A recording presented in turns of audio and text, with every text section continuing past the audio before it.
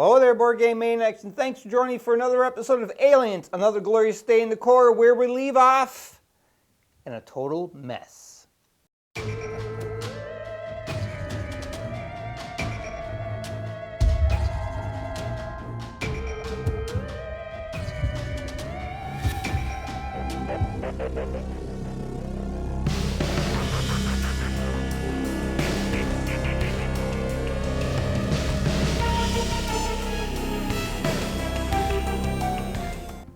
I really think, I'm counting my chickens before they hatch, but I got a funny feeling that we're going to be finished at this turn for the game, because you can see here, I don't know how they're going to be able to survive. The only thing, and I can't believe I'm really saying this, but the only thing that we got going for us right now is Gorman with the flamethrower.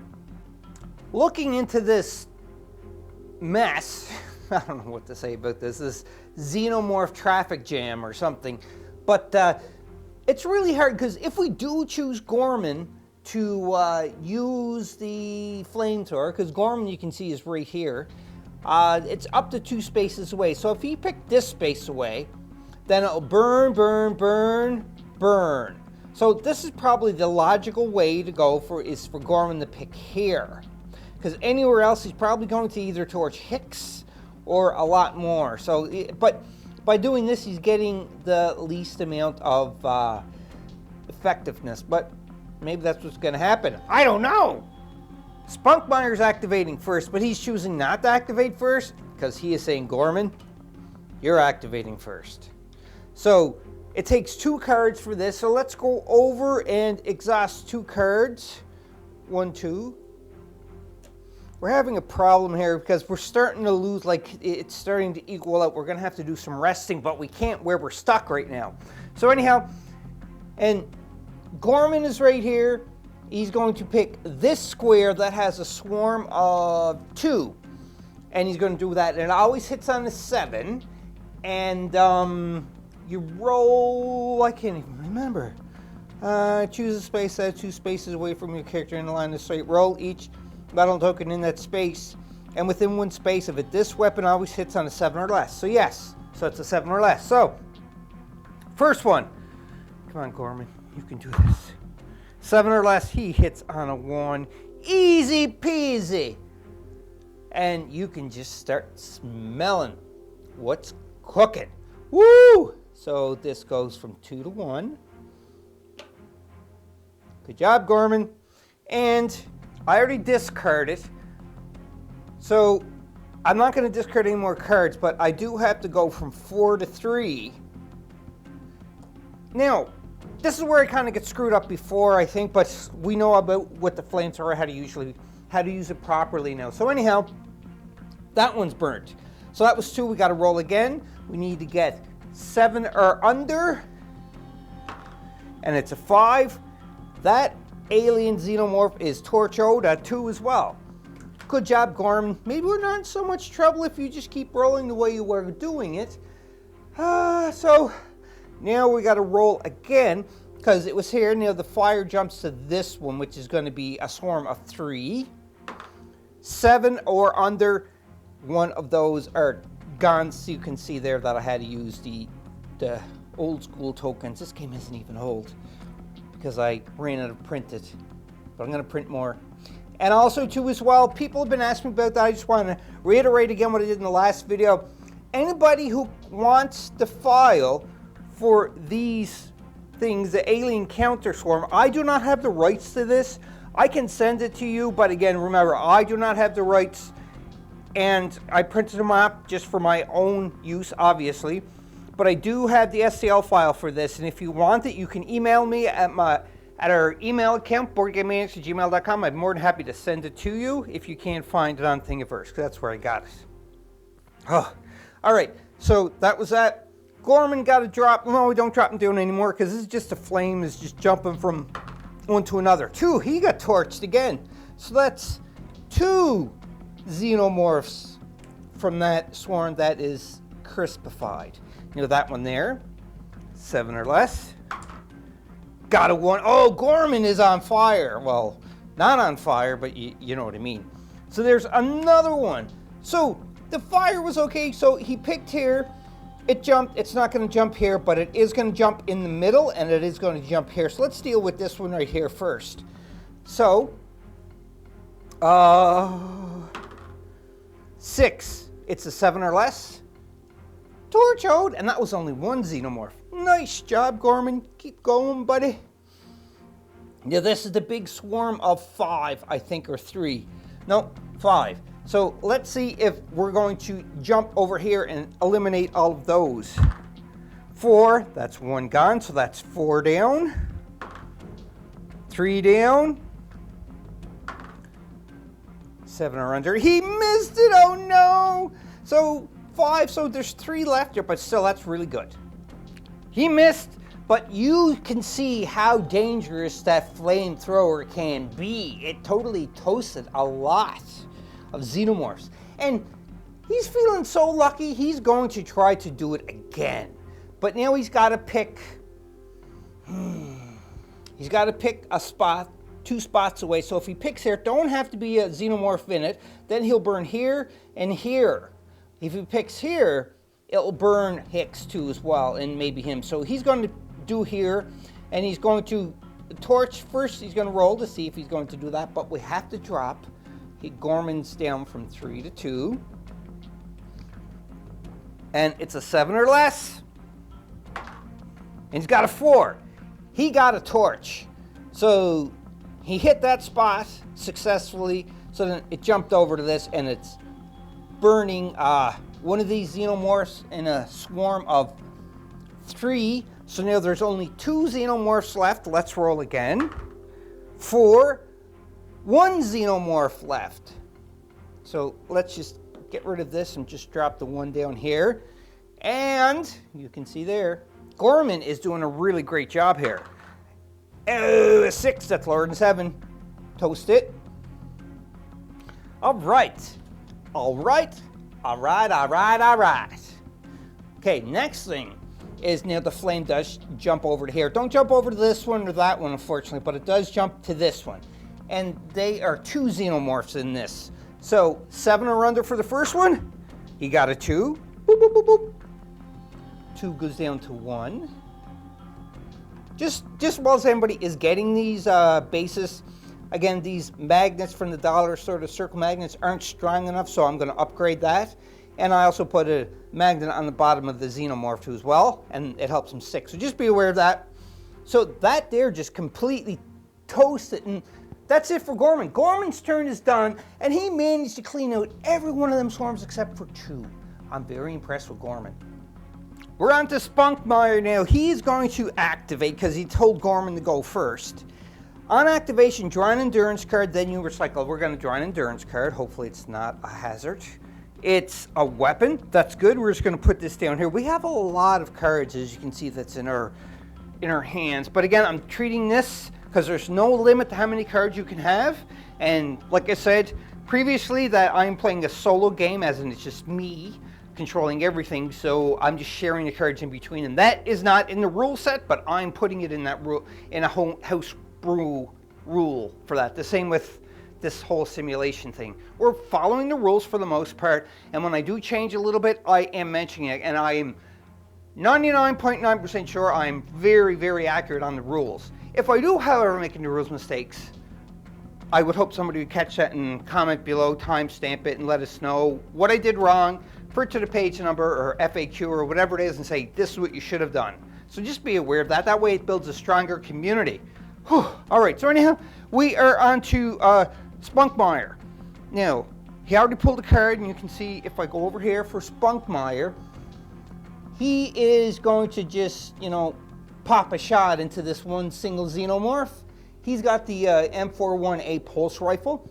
To do that, he is going to drop an endurance card, and now he's going to make a shot. He's not going to aim. Nah, he's just going to shoot. Here goes. He needs a 6 or lower. Boom! He got a 1. Guess what? Space dust. Lucky we're not playing with the acid blood, because if there's acid blood, I'm sure a lot of people would be in danger, especially after this bloodbath that just happened here. And I'm reducing Spunkmeyer's aim down to 5. And just for safety's sake, Spunkmeyer, for his second action, he's going to move actually. He's going to go 1, 2, 3. And the reason why he's here, because there's also a xenomorph here, a swarm. He's just kind of, he knows the boys got this. The boys, I mean Ripley and Hicks has it. So he's at no doubt whatsoever. So he can be in here to help Hudson out because he's not sure about Hudson. Next to activate is Ellen Ripley herself. Now she is right beside that swarm, so I think she is just going to start shooting a lot. But she does have some on activation stuff. First, recycle 2 endurance cards and draw 1 card. She drew out a weapon card, another pulse rifle. Her aim is already at 7, so for her first action, she is just going to shoot that swarm of 2 right in the face with her pulse rifle. And before we do that, we're going to just go, so we don't forget, we're not dropping it down yet though. She needs a 7 or lower because she's got a pretty good aim. She's got a 7. Whoa, that was close. So now we're going to drop this 7 to 6. Just like so. Actually, I'm going to put that over here to let us know that she's activating. So 7 to 6, this here swarm goes from 2 to 1. Just like that. And now she's going to spend another card to invoke the full automatic. So now she's got to get a 6 or under, and she's got a 4. Oh, easy, easy. Look at that. And I thought this was going to be the end of the game. What the heck? They just cleared that out like there's nothing. Nothing. No issues with it whatsoever. Reduce her to 5. So that was only her first action because that is full automatic. Her second action, I think, is she's going to do a tech test to try to barricade that the grate opening right there where the xenomorphs popped out. So her tech is 6. Yep, so she needs a 6 or under. Ripley's pretty good at tech tests, and I probably put my foot in my mouth, which I did because she got a 9 and failed. So that is her 2 actions done.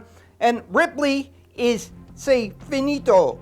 Done for Ripley. So now I just want to keep going up and activating, but the thing is Gorman already activated because he was phenomenal. So now it's Hicks and Hudson. Let's do Hudson first because you can see where they are right there, and I think Hudson needs to try to get rid of these. And he's got the M4-1A pulse rifle, so he's going to make a shot with that. Not cool, man, not cool. The alien snuck up behind him. The alien swarm of 4, because that's what it is. Ouch. Okay, he's got a 6. I wonder for his first action if he should aim. Yes. So his aim is originally 6, but he is going to go to 7 because, you know, he wants to show off. He don't want to show off. He just wants to show that, you know, he's a Marine. He's there for a reason. So he needs a 700 for the first shot. He's got a 2.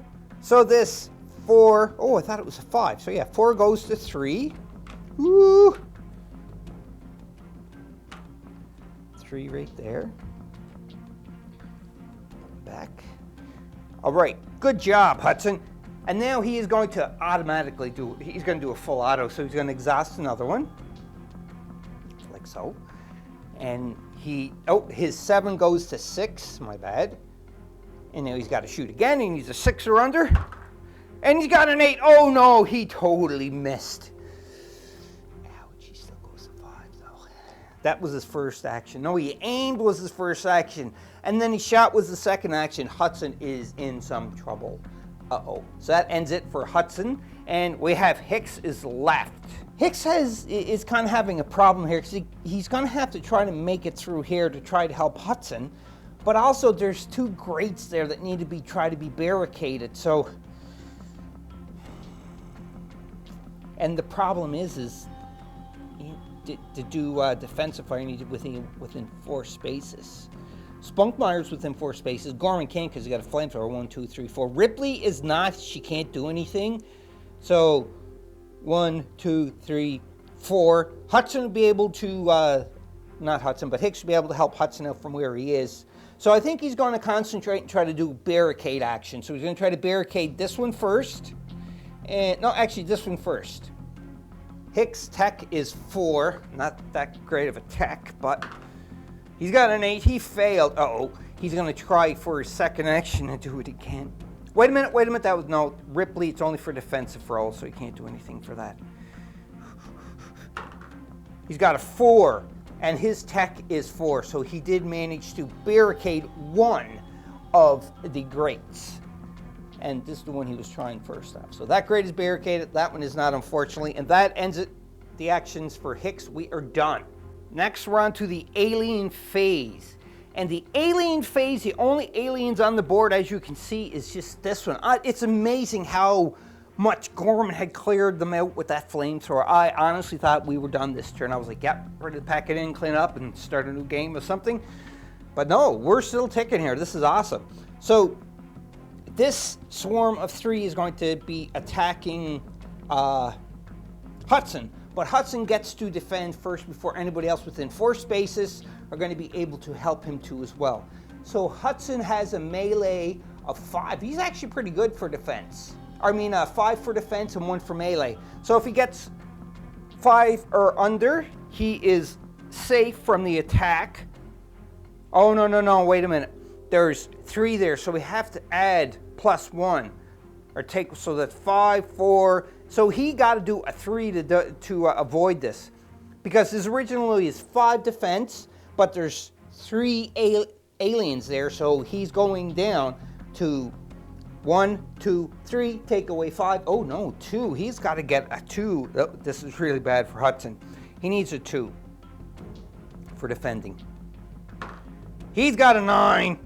Oh, that's bad. Because if he got a 10, then he'd just be killed. So anyhow, he flubbed it, so he is potentially down, but we have to do the, actually, you start off with him, he failed it, so he is down.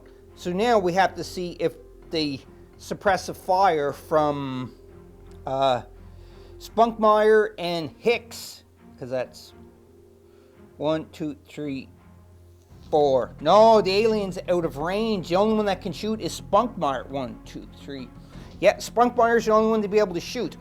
Uh-oh, and he can't do full automatic. So I think Hudson is going to be kind of having a big problem here.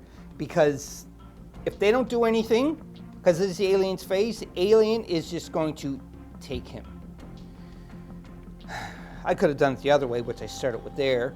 But I wanted to try defense fire with him first because it just made sense. Okay, so come on, Spunkmeyer. You got to do this. Spunkmeyer, where are you at? You're Spunkmeyer, you are at 5. So you have to get 5 or under for your recovery fire. Remember, fully automatic don't work for this. He's got a 6. He screwed it up. He's just so freaked out right now. And it's just, yeah, he missed the alien. So do you know what that means with this? You take all aliens, because he's captured. So you take all alien swarm, in the swarm I should say, and the character. Now that would, if this was in like one of the missions, then you could do like a rescue mission to try to save Hudson. But the thing is this is a simulation, so he is just hurt really bad, just like Vasquez was in the past. And we are down to 4 players now. This is not looking good. And if you thought that was the worst of all the problems, we are not, because you can see these have to move. They have to move. They have to move. And all of these have to move too as well. So, and the sentry guns are out of ammo. So we are in some deep trouble. I'm going to move them all and I'll be back after that. All blips are moved. I must be really good at rolling 6s, because you can see they moved up a lot, except for here. This is the only place that I only rolled a 3. The rest have just moved out. And you can see here some have actually moved out a swarm of 4 that is going to be attacking Spunkmeyer, and just a swarm of 1, or it's not a swarm, it's just 1 xenomorph attacking Gorman right now. But that's some deep trouble we're into here. These are all empty, and we don't have any more of the sentry guns. Yay, that's great. So we still have to draw the motion tracker cards, and this is going to be horrible. I mean, absolutely horrible. But you can see we are getting very low. These are like a high threat level, but very low. So I'm going to do this off camera, and I'll be back. All the motion tracker cards are set down, And it wasn't pretty, I have to say. You can see here, there's a lot more blips around number 1, and one spawned because I had to move it over. Door opened, boom, line of sight. Okay, you can see the aliens here. You can see the heck of a lot more blips here, and then more blips like so, but nothing else. You know, motion tracker cards. None was actually spawned here, and I was shocked. But that is it for the motion tracker, and then we're on to the resolve any finishing phase. There's nothing. And then there is check for victory or defeat. There's nothing. And then there's cleanup. And that means that we are done. We actually survived this round of hell. I was 100% convinced that we were going to be wiped out and this simulation game for aliens would be done. But it's not. I'm totally shocked. And that is all because of Gorman. This man right here, he showed why he has the rank of lieutenant. But he's not a lieutenant in this. He dropped down the grunt to be able to see all the screw-ups that the Marines have done. And he just showed how to do it right, because he just saved the whole team a lot of problems. Well, except for poor old Hudson, who kind of got, you know, out. Anyhow, hope you enjoyed this game of this turn, I should say, for the Aliens and Other Glorious Day in Corp by Gale Force 9. I don't know how long this video is. If it is only short, we're going to include the next turn for this too as well. But if not, be a maniac, and I'll see you next time. And if we're continuing this on, stay tuned. Bye-bye. Woo!